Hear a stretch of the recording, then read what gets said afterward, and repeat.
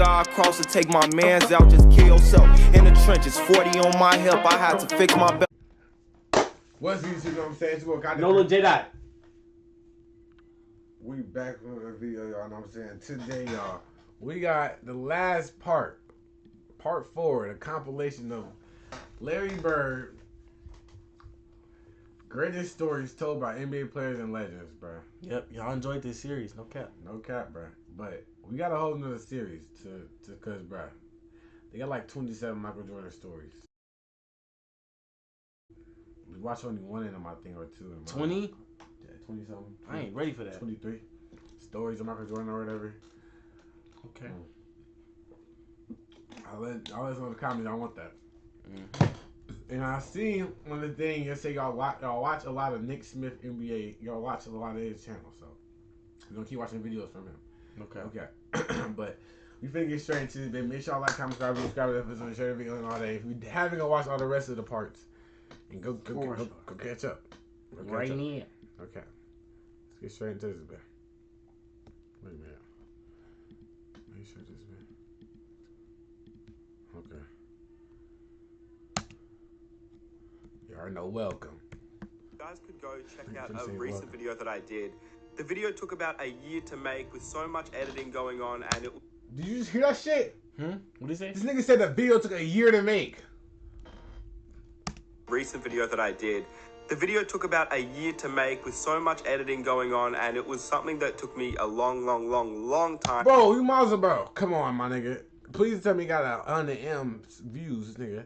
And that's a movie. What the fuck? So I'd really appreciate it. If you're an NBA fan and you think you may enjoy it, Whoa. That was too scary. Go ahead, skip that. What the fuck? Wait, Timmy got hella videos. Oh shit. Of the complete collection of Larry Bird's stories.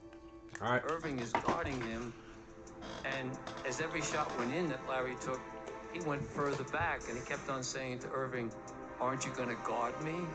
Can't you do any better?" I mean, What the fuck? Say something like, "Don't do that." Yeah, don't do that. I ain't gonna lie, bro. Can't you do any better? I mean, She can be crushed. No cap. I'm be real. I think they kept saying Jimmy Butler crushed her. In the I don't care. Oh God. It don't matter. I don't care. She Sharing this crushed. canvas. She ain't get crushed by me yet. Shit. But anyway. Oh, they got Kareem on this bitch? What the fuck? And Doris Burke. Yeah, don't do that. Ed Pinckney. I'm gonna torture your ass today. And every shot he would shoot, he would turn to me. And I said, boy. Yeah. Bro, whoa. Why was it the extra copyright? Make sure you like and subscribe, man. No cap. To both Nick and us. Yeah. No cap. Us first. If you're watching this. Hey. I don't hear that. And Larry looks right into the soul, right through the eyes of that referee. I'm dumb outside though, He damn. says to him, Finna sleep good. "We're not gonna quit. You make sure you don't quit either." He catches the ball and looks over at our bench and goes, "I'm going to take 2 dribbles right, crossover left." And Derek I'm telling you, I did that before. I'll put the video right now. Bro, watch out, cause I see you did it, but bruh, it was not. He did it every single time he played. So chill out. It don't matter. I'm like that. I'm better than Larry. All right. I'm just lying, guys. I'm lying. Damn long at that nigga. Nigga had like a jellyfish. Damn, Oh, this shit slunched in the back. My bad. That's what I'm showing the video anyway. Finna go back to our old days. Finna start flaming niggas again. I remember the game he played against the Lakers, the first year that the Celtics won the World Championship with him on the team. He was ridiculous. He came on here. Remember, our sportscaster played the Superman theme when he was talking about him that night after the game. Bro, what? He did everything. Points, rebounds, assists, just steals, you name it. Larry has such a great mind for the game. And, a great touch. I have a lot of respect for him as a competitor. And he was one of the biggest trash talkers that you'll ever see in your life. Okay. Chicken gate Larry trash. Bird talked more trash on the basketball court than anybody I've ever played against. That's what I Larry want to hear talked more about. trash on the court than anybody. He'd tell you where he's going. He'd tell you when he catches it. There's nothing you could do about it. He was, and it was great trash talking because it wasn't vulgar. I mean, he wasn't, pounding his chest. You can just be standing next to him. He told me two things one game.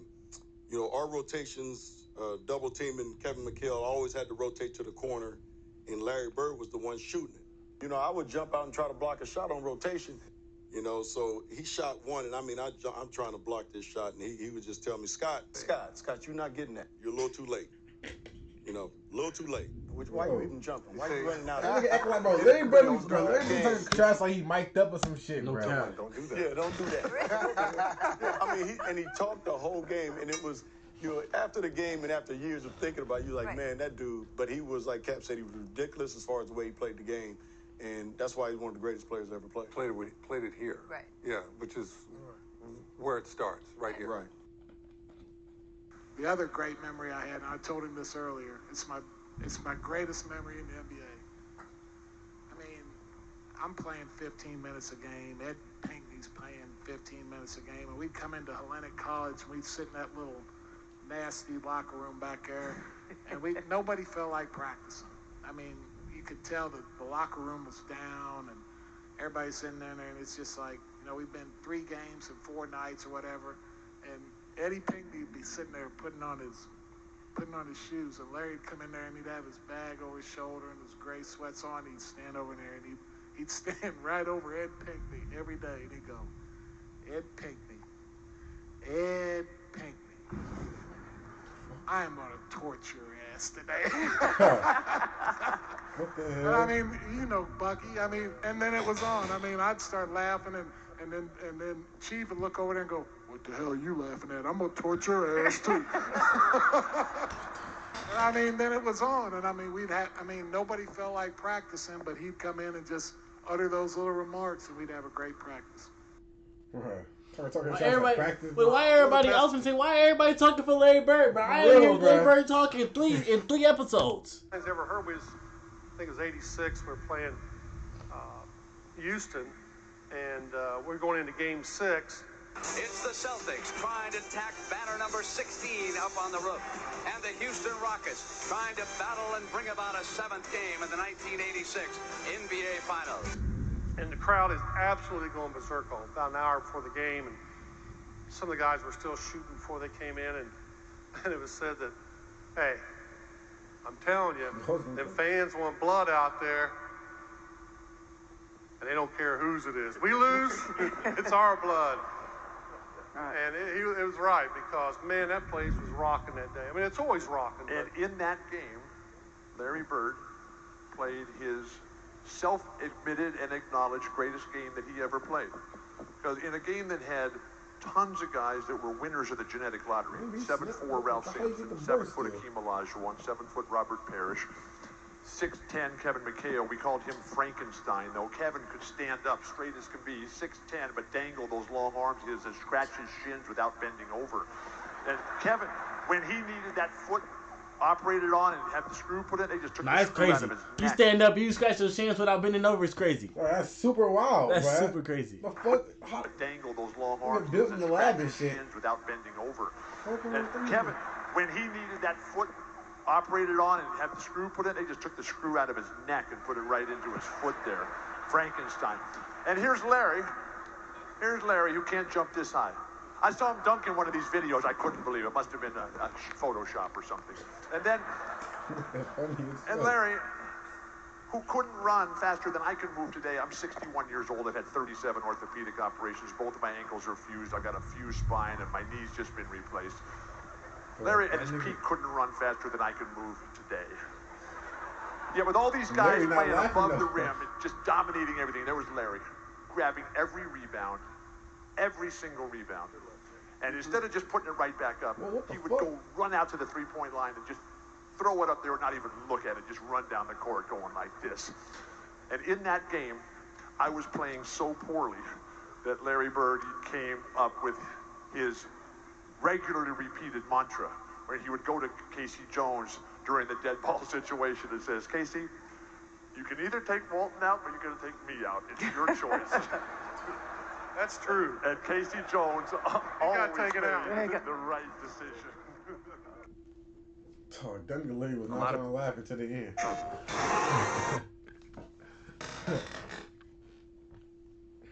Ooh, that shit look crazy. For real, bro. Oh, chill. Was that on the phone, bro? That call that game better not be on the phone. What the fuck?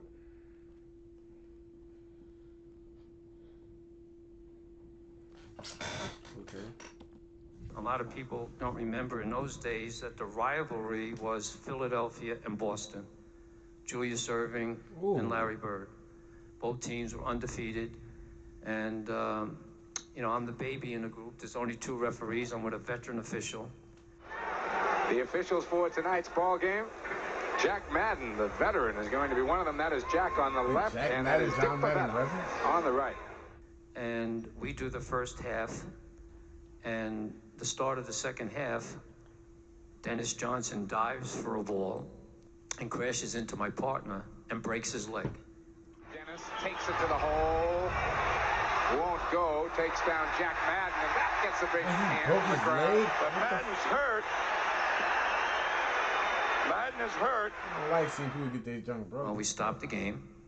They carry him off on a stretcher, and I do. He's not on the stretcher. You know, my plea to both coaches. I get Casey Jones and I get Billy Cunningham, and I said, coaches, listen, I'm by myself. I'm going to work for 2 men. I'm going to work as hard as one person can possibly work.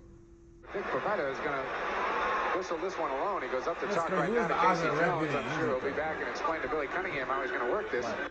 But this is only going to be successful if I have your cooperation. Dick, you got it. No problem. Everything is fine. And I think Billy Cunningham had to say to his assistant, what's his name? What's that guy's name? Yeah, Dick. Yeah, they didn't even know who I was. Look at Cunningham. He's doing laps over there, folks. And, of course, as luck would have it, Larry Bird has an unbelievable night. Every shot he took, Irving is guarding him.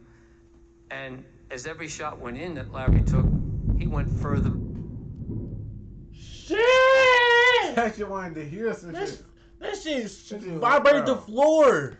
And he kept on saying to Irving, aren't you going to guard me? Bird on a give and go, nice line, gets the ball.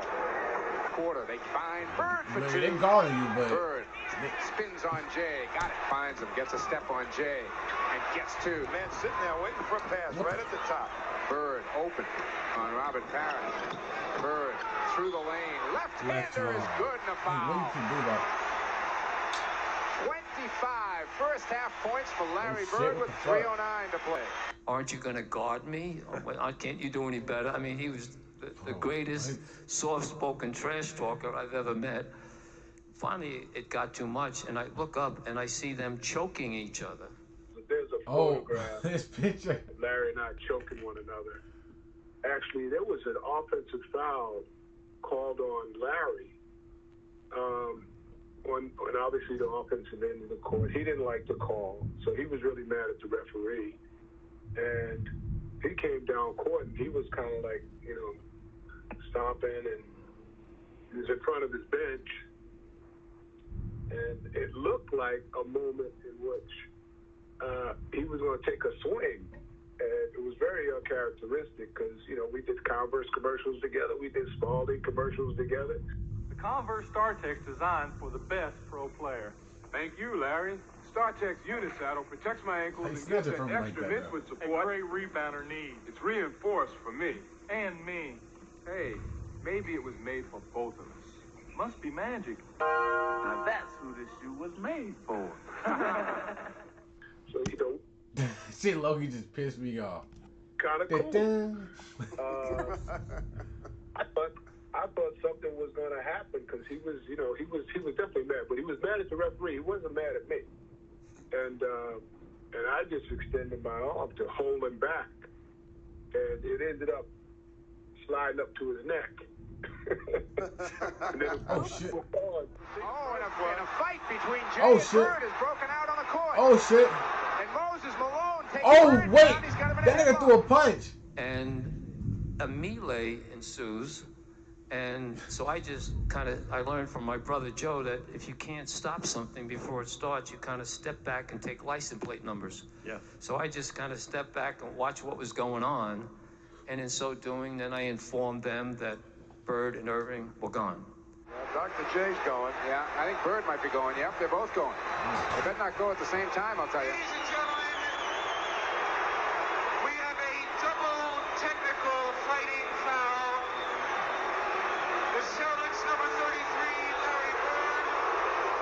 Number 6, Julius Irving for Philadelphia. Both players are ejected. Well, 4 technical fouls later, thanks to their cooperation, it was only 4 technical fouls. Cunningham starts jumping up, and I say to him, if you do that one more time, I'm going to throw you. He said, you don't have the guts. Bing, bang, goodbye. Very upset. And a technical call on him, and he's been asked to leave the building.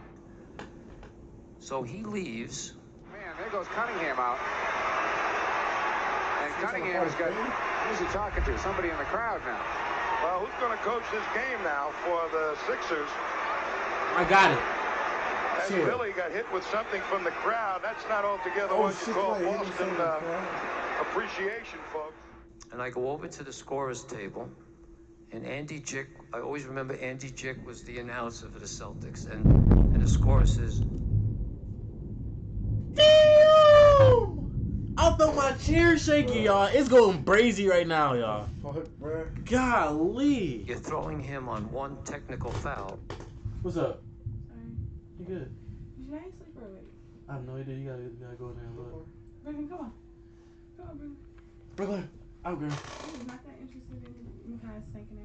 You finna leave out? No. Huh? No. Why you got a rain jacket on there? Why you got a rain jacket on? He's just chatting at this point, bro. And I said, no. The other official in the first half called a technical foul on Cunningham. And because I said, I heard it announced. He said, yes, but he come over afterwards and changed it to Matt Gukas. So Cunningham only has 1 technical. Do you really want to throw him on 1? I said, no. Let someone go into the locker room. Let's bring him back out again. So now they go in and they get Cunningham and they bring him back out again. And he's coaching. Cunningham's back on the floor again. Boston ends up winning by 15, 18. And the response, more so from the Philadelphia people, was that Cunningham said, I really didn't know that much about this guy Bavetta. But for anyone to have the courage to throw out 2 superstars, and that was the first time and only time either one of them have ever been thrown out of a game.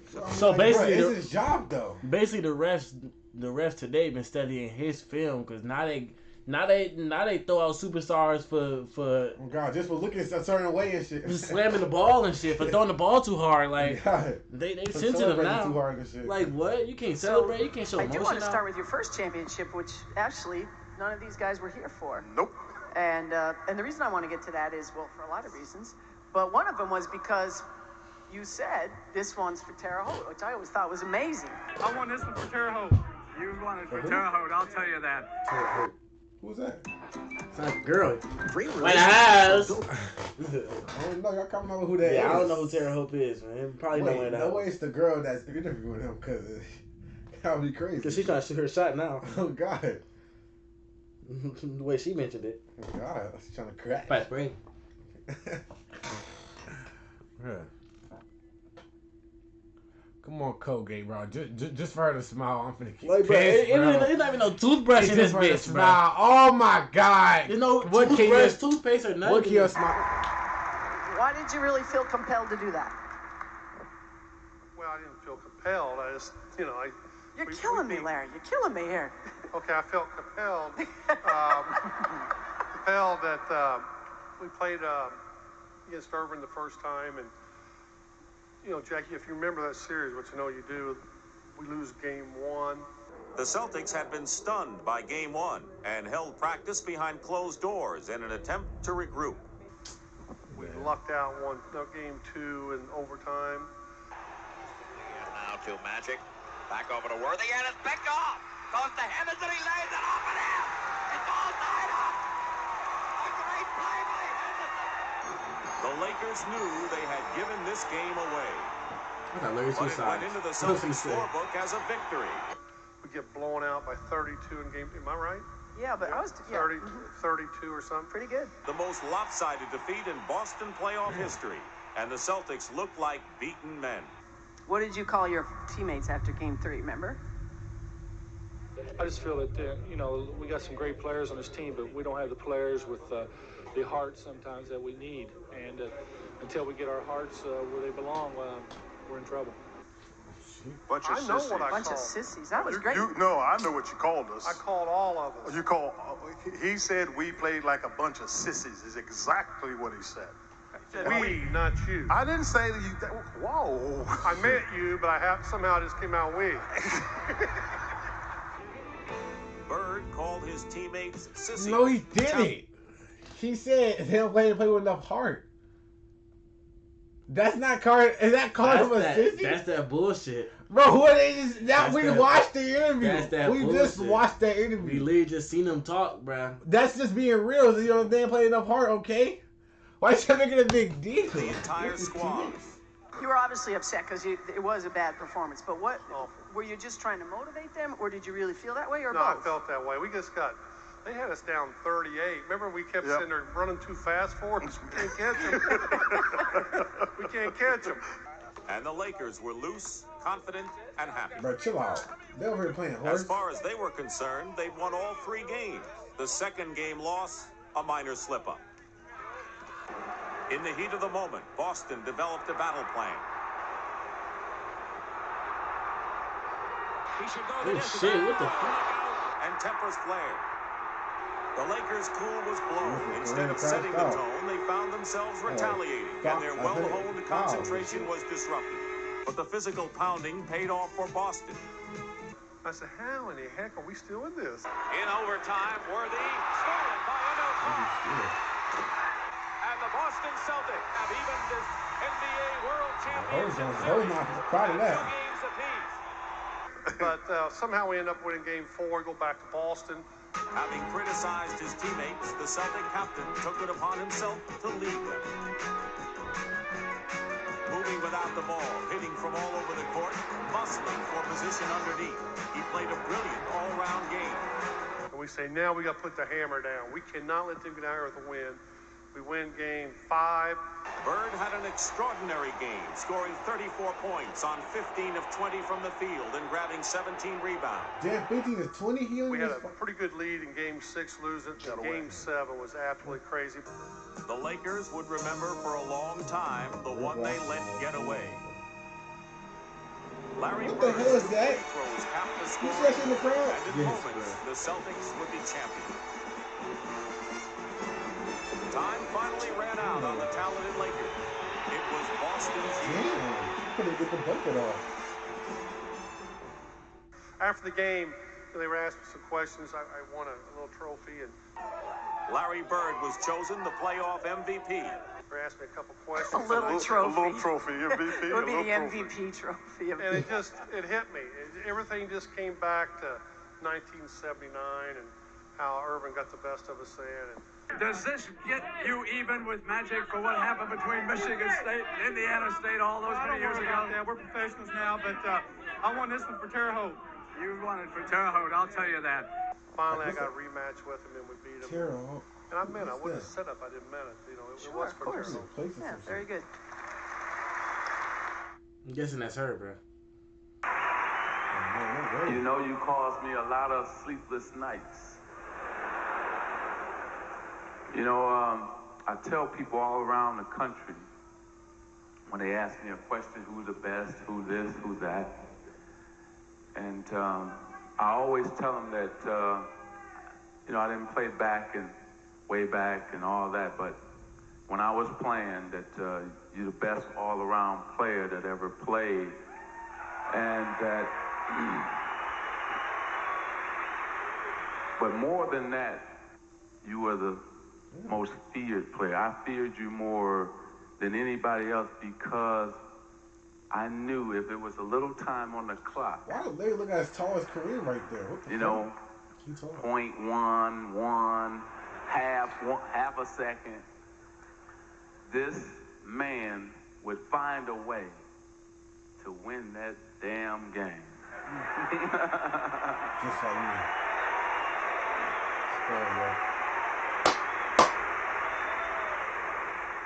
So I'm hurt. I thought that was standing up for a minute. So I can't play against the Celtics. You know I'm killing myself.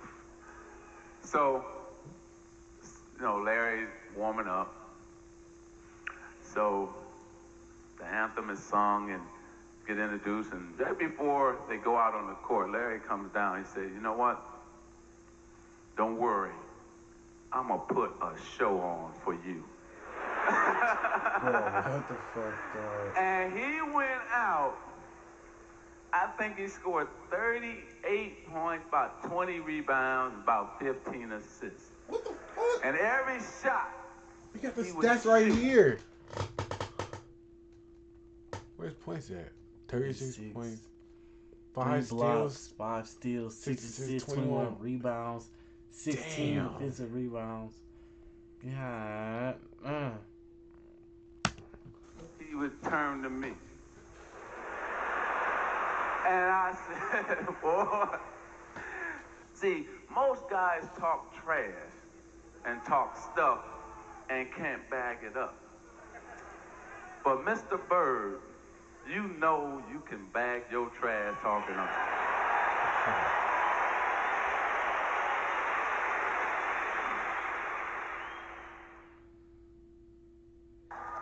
We're playing a game down in Atlanta, and this is how long ago this was, because Atlanta was a good team. And they had Dominique and Doc Rivers and Reggie Theus and Kevin the Penguin Willis and Tree Rollins and all these guys. And we are hammered. We were just getting killed. We're down 25 at the half. 3 seconds left in the half. Haynes, it does not go. That's At the end of the first half, a standing ovation at the Omni for the red-hot Atlanta Hawks. They lead the Celtics 70-48. And they're all trash talking, and fans are throwing stuff at us. And they're going, we're going to kill you, Celtics. Bird, Walton, McHale, Parrish, DJ. You guys are all frauds. What are you talking about? With the exception of Dominique Wilkins, who had too much class to ever say a thing. So we come in at halftime, we're just sulking in there with tails between our legs. We walk in, we're sitting in the locker room, and Casey Jones, our fantastic coach, the most like John Wooden of any coach I've ever been a part of. Casey walks in, he looks at us, looks at his watch, doesn't say a word, walks over to the cooler and pulls out a beer. What the fuck?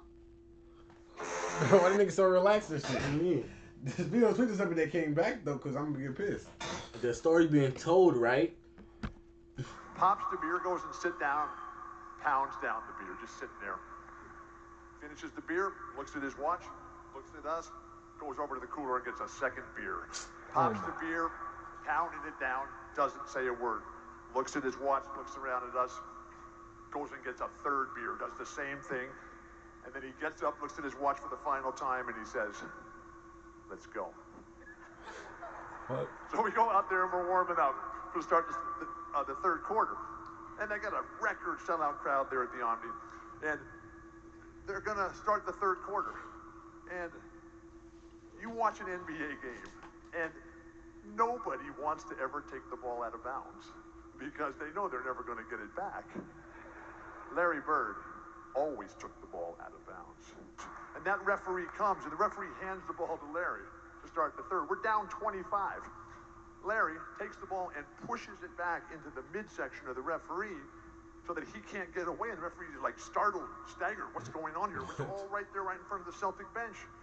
And Larry looks right into the soul, right through the eyes of that referee. And he says to him, we're not going to quit. You make sure you don't quit either. The guy just like melted on the spot. Larry had 11 straight shots to start the third, including 7 threes. Ben has written it on him. What the frick you mean 7 threes? To get into when something goes wrong. Bro. They find Bird open. He winds up from 20. Meanwhile, he got nothing he but shot net. that bitch as soon as he got it. And now Bird is smoking. DJ will take it all the way. Has it blocked. Bird comes up with it. The basket counts and it's foul. Ainge finds Bird cutting through. Larry fall away. Glass, 2 more. A moment ago, they took their lead. Bird in the lane. 33 points for number 33. It's Larry Bird with it. 18-footer. Go! Larry Bird! We were tied at the end of the third. We won in overtime. We did not need a plane to get home. 10 foul shooter. Now, that was the strategy. Bro, he just let him make 2. Bird is giving him a little verbiage, by the way. Fish gets the rebound to Larry Bird. Bruh. What happened? Let him make 2. Bird is giving him a little verbiage, by the way. Fish gets the rebound to Larry Bird.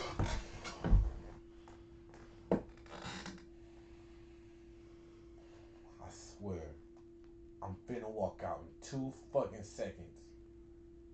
Stop no He looks. did 2 nonchalant no looks. Oh God, bro. Larry Bird, you're awesome. He's the one to get up. Damn, you turn as a bitch. What the fuck is wrong with them? Now, you played, of course, against them. Who do you think was better? Again, individually. Now, they were in the same era. They cop out of that with the era talk. I'm going to give you Olden Polynesian's take on this. Magic, yes, the showtime and everything else. I got to give the S to Bird. I'm not going to say a name, but there's a phenomenal player today who agrees with you. All right, you're a historian of the NBA. You're a fan. Fans love to do this. I'm going to put you on the spot. Best 3 players of all time. Best 3 players of all time? Michael Jordan. Kind of different. Dr. J. Larry Bird. That is tough. You give me 3? I know. Oh, my God. 3. Yeah, Larry Bird, Dr. J, Michael Jordan. Because you just got into that Magic Bird thing, which is tough, too. I know. I mean, can I get 4? Sure. All right, Magic. You put Magic 4th? Yeah. Is Larry the better player? I've always said that Larry was the better player. Really? Because he could do more, shoot from the outside, all those type of things. I have to give the S to Bird. I mean, he can get his own shot off. He can get his teammate. Basically, what Magic did, he was able to do, plus be an offensive threat all the way out to the 3-point line. That's an incredible asset. This guy hit him. And that's why we used to always look at Bird like, maybe he's not white. In a little bit of a way. Because he's got a lot of swag. Yeah. Before the word was really hot, Bird had swag. Oh, yeah. He was the biggest, they say the greatest trash talker. More trash than anybody I've ever seen in my life, Chris. So we're playing in Boston. I'm on the bench at the time. We have Derek McKee. Who you with at that time? I'm with Seattle. So, okay. We have Derek McKee, one of the top defensive guys around. KC is coaching us, Casey Jones, who had coached Boston. The Boston Celtics. But after a year away, Casey is back on the bench as an assistant to Seattle, and tonight he's back in Boston. So he catches the ball on the left side. He catches the ball and looks over at our bench and goes, I'm going to take 2 dribbles right, crossover left. So we're all on the bench like, this dude's... And Derek McKee is on him. And Derek's on him. Don't let him do that to you, D. He takes his 2 dribbles, crossover, pull-up jump shot. And looks over at our bench, and we're all looking at each other like, is he for real? It's like, come on. Just like when we put Scott Webman on, I don't know if you heard about that. It's like, come on, that's embarrassing. Don't put him on Bird said. Yeah, don't put a white guy on. Don't put a white guy on. Did he say that to y'all? Man, he talked more trash than any. I don't think anybody can talk trash like him. Really? And the fact that he's able to back it up made it that much special. And that he was white. Wait, that never came into play. It's the fact that he could back it up. That's what we looked at. It's like, this dude hit. Nigga, what? Boy, I thought somebody was dunking on somebody right here. I was finna say. Real. Yeah, I thought that was shit.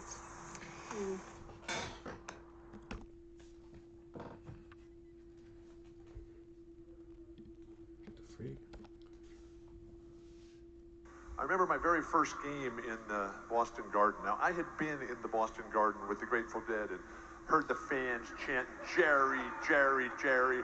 And the fans are starting to chant, Larry, Larry, MVP, MVP, and the scoreboard is shaking up and down. So I go up to him, I said, gosh, I can't hear. What are they saying?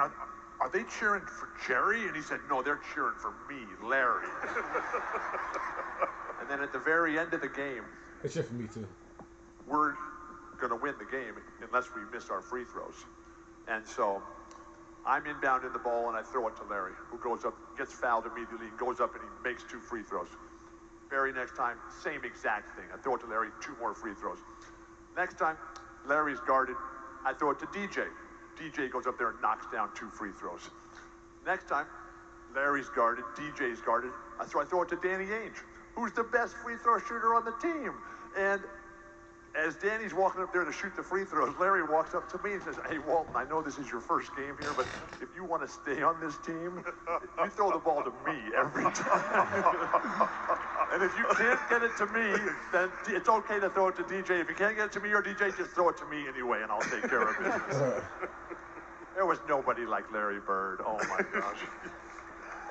Bro, he got stories for days, bro. I know you worked out with him that summer, but you knew his mindset that summer. I actually came to work out with him in the French Lick, and I realized what I thought I worked hard.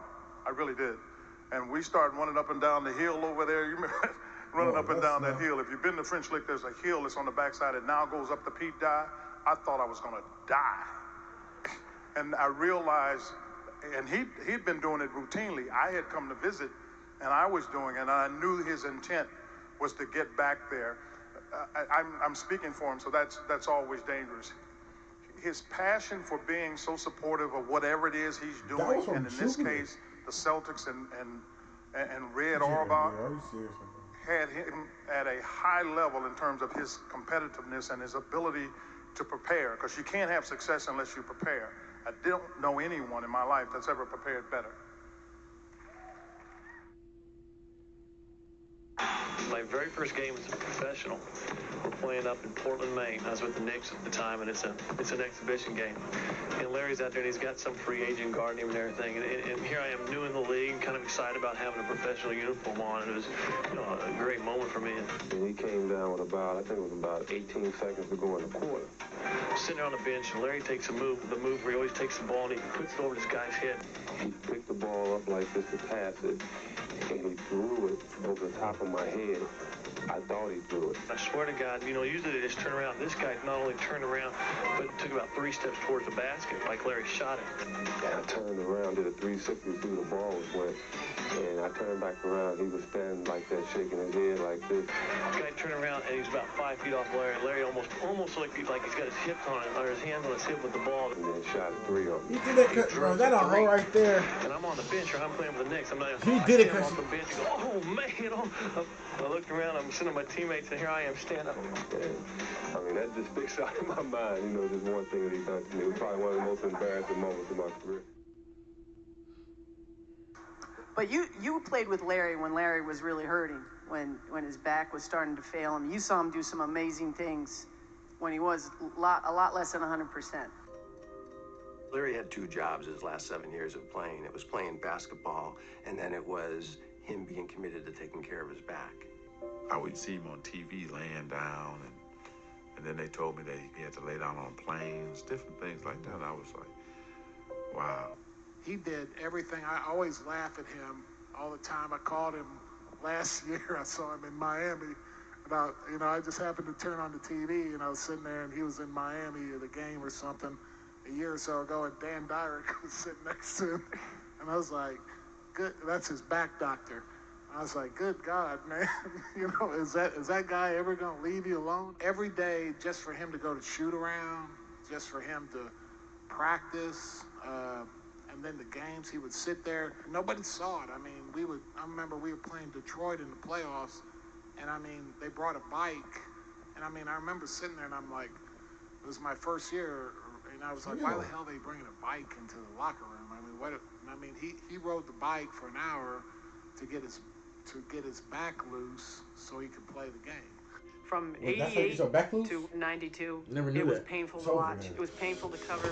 Larry is quite ornery when he's not feeling well, which means he was ornery for those next 4 years. He could manage the pain in a way that very few people can do. There'd be days he could come in the office and he couldn't stand up straight. But even after 2 ruptured Achilles tendons and surgery on his back in 1991, Bird kept going to work. Product of a lesson learned many years before, seeing the swollen ankle of a man long since gone. Well, we don't know if it broke or not, but it looked broke to me. Had to go to work and he had to get his boot on, and it took everything I had to help him get that boot on his foot. And he stood up limping. He says, well, I'll see you this weekend, because he was working construction at the time. And I was pretty amazed how he could fight through that all week, then come home on the weekend, and it was black and swollen, and he'd sit around on the weekend and put that boot on and go again. If you get paid to go to work, you got to go to work. And to me, those are greater memories to me than any championship, because I saw the will of a guy. I mean, Larry could have hung it up. Larry could have said, this is too much. But he knew how much it meant for us. We had no chance. I mean, we had no chance without him. Bird knew that if the Celtics are to win a 17th title, he will have to lead them there. We're on this incredible tour of it. Like kind of how I was walking on my private jet with Ruby Rose. I was walking up the stairs and I was holding her hand at the same time while walking up the stairs. Well, watch out. Shit. I'm just saying. I hold hands on my money.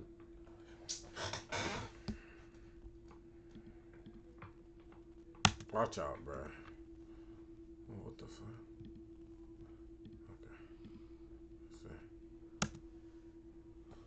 He sacrificed a lot of pain and did a lot of great things so that we could have a chance. Not to win it, you know, we weren't going to win the championship, but we had a chance just because of the sacrifice he went through every day to give us that chance. Every time I would play, I was wondering if I was going to be in a wheelchair. Was I ever going to be able to, you know, walk on the beach or hold my kids? His pain and his quest for basketball became all-encompassing. Very few people really knew what Larry was living with, because this was Larry's issue, and there was no sharing of his pain. You know, I probably should have retired in 88, 89, but it's that competition. I saw this dude right here go out against Portland, and I mean, we were in a playoff hunt, and he had a plastic thing on. I mean, from here, I mean, it was a full body brace. It was body armor. He got 48. Bird turning on Robinson. What the hell are you talking about? Here's Bird from the Robinson. Why are you shooting that bitch all up in their face? Gone by in the third. Only 3 for 13 from downtown. 3 for 13. What the fuck are you? Behind Chicago. Bird to the reverse. Seconds remaining in the fourth quarter. Bird with the fadeaway. 1 assist away from a triple-double. Did he miss this game? He missed like 1 time or some shit. Larry Bird with a triple-double. 49 points. Was thought to be a scratch for today because of the Achilles tendon injury and a bruised thigh. And he has come through with his best game of the season. That's crazy as fuck. Hit the game shot and called it when he hit it. All right, here's Bird. Wait, he hit again? Fucking God, bro. What is he doing, dog? A game shot with a fuck with he was all bruised up and shit and hurt. So he had a triple double and a game winner shot. Legend.